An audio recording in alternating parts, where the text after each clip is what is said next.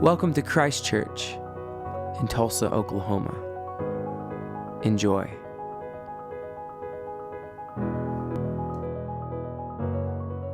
I'm also a coach and counselor at Good Shepherd Soul Care. And in addition to that, I'm a widower and single father. And I think with all that together, I hope to speak something to you tonight. I can't help but hear of a service called Blue Christmas without thinking about Charlie Brown. And there's a line in the Charlie Brown movie, I'm sure you've all seen it hundreds of times, but there's a line where Charlie Brown gets real. And he says to Linus, I think there must be something wrong with me, Linus. Christmas is coming, but I'm not happy. I don't feel the way I'm supposed to feel. I just don't understand Christmas, I guess. I like getting presents and sending Christmas cards and decorating trees and all that, but I'm still not happy. I always end up feeling depressed. And do you remember what Linus says to him? He says, Charlie Brown, you're the only person I know who can take a wonderful season like Christmas and turn it into a problem. Maybe Lucy's right.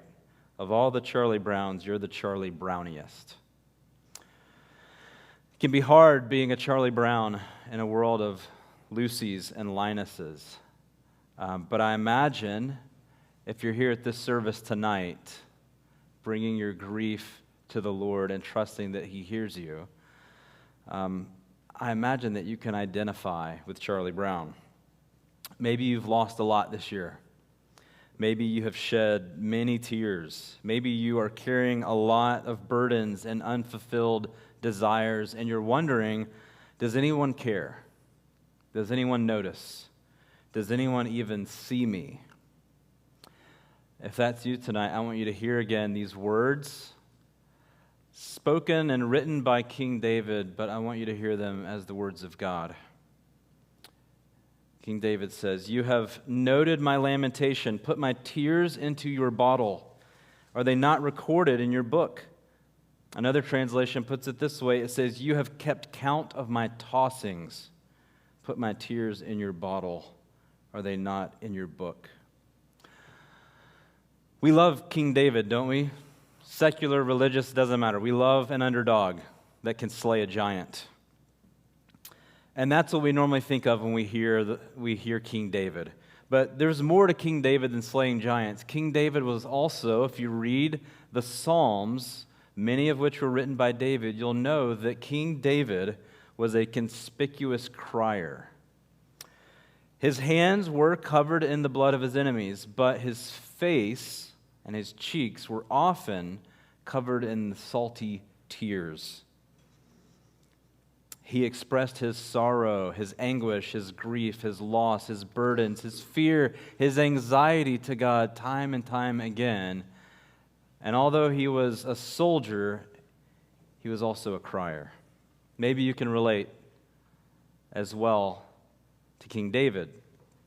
Maybe you have shed more than your fair share of tears this year. Maybe tears come easy to you and you feel safe to express your sadness. Or maybe you're like me. Maybe you have not possessed the emotional range of the poet-warrior David. For most of my life, I learned early on that to survive my own hardships, I had to rein in the emotions and tamp them down. I learned to appear calm and collected in the presence of anger, fear, and sadness. It was the way that I kept blood off my hands and tears off my face. At times, it served me well, but I often wondered if the way that I was taught to cope with the world around me actually did violence to the world within me. So maybe you can relate to me as well as King David. How do you relate to your tears? How do you relate to your grief, to your sadness? Over the past decade or so, as a pastor and a counselor, I've heard this phrase over and over and over again. When someone in my office, in a moment of desperation, began to sob, I heard the same phrase. And maybe you can guess what that phrase was. I'm sorry. I've heard that phrase more than any other because in some ways we feel like we have to apologize for our tears. And over again I say, you don't have to apologize here. God never asked us to apologize for our tears. But one of the ways we relate to our tears is we apologize. I think another way that we relate to our tears is that we turn away from them, or we try to go around them, or we try to avoid them. Sometimes we even attack them and ourselves and others. We shove them down so deep in our bodies that we feel a literal pain in our throats at keeping the tears in. So we have to ask, how do we relate to our tears? I used to have a comic strip in my office that it was Far Side or Gary Larson or one of those, and it was a bit of humor about how we relate to our tears and our feelings and our emotions, but I think it describes a lot of what many of us were taught. It was a father and a son and a shed in the backyard with a lock on it. And the father is pointing to it, and he tells his son, "Son, this is where we keep our feelings. If you get one, bring it out here and lock it up." Isn't that what our culture teaches us to do? Our families often teach us to do, to lock them up. We have to ask the question, how does God relate to our tears? Does he say, stop crying, stop complaining? Does he say, I just heard from the last guy and he has it way worse than you? Does he say, you know what, I'll give you something to cry about? No. According to King David, he sees our tears. He considers them sacred.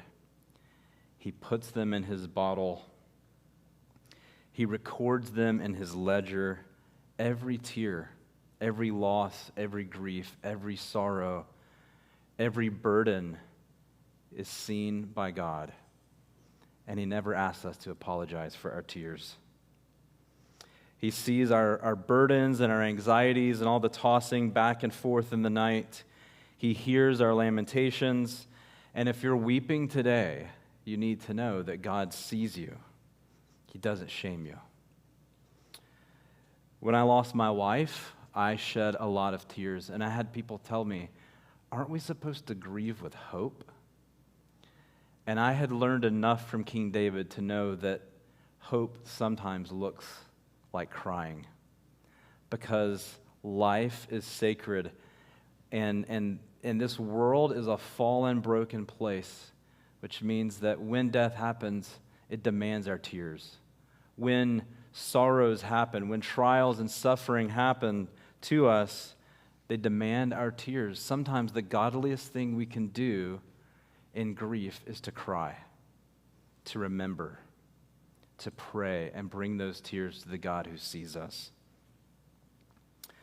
I saw every tear that I poured out on the linoleum floor of the hospital, on the kitchen counter, on the steering wheel in a Walmart parking lot as an offering to God, as a tear of faith that reminded me that this world is not the way it's supposed to be. And I trusted that he wanted those tears as much as he wants yours. He sees your tears of heartache and loneliness. He sees your tears of physical and emotional pain. He sees your tears of abandonment, of betrayal, of distance from the ones you love. He bottles up your tears of grief and your unfulfilled longings, even the ones you have buried deep down, even the ones that are frozen in time long ago, even the ones that you've drowned in scotch and food and screens and every other way that we try to drown away our tears. He watches your tossing in the night. He knows your anxieties and the burdens that you carry. The Psalms teach us, according to Eugene Peterson, that God, our God, is a God who concerns himself with the distress of his creatures. And he says, here, these are the words I want to hear. I want to see your tears. So whatever reason we come to for the suffering in this world, and I admit it's a mystery. I don't know that there is an answer to the suffering in this world, but whatever reason it is, we know what it can't be. It can't be that God doesn't care, because he sees us, and he cares for us, and he comforts us in our deepest burdens. Many years ago, there was a young woman who lived and worked in the house of a wealthy and respected couple, and she was poorly treated and mistreated and abused by this couple. Eventually, she became pregnant by the head of the household, and she was fired and sent out into the streets. And in a place of wilderness and exile, she met God. And God asked her two questions. He said, "Where have you been? And where are you going?" This story is recorded in some of the earliest pages of the Bible in Genesis 16. This woman's name was Hagar. And she was the first person, the first human to give God a name. And do you know what she named him? She named him El Roi, the God who sees me. God sees your tears and he doesn't look away. Doesn't ask you to apologize. He doesn't hide from them, no matter the cause. He welcomes them. He holds them. He counts them in his bottle. And one day, he will wipe them all away. That's the hope that we have, is that when he returns, he will wipe away every tear from our faces. He will swallow up death and sin and the enemy forever. And there will be no more tears. Until that day, may he give us faith. Amen.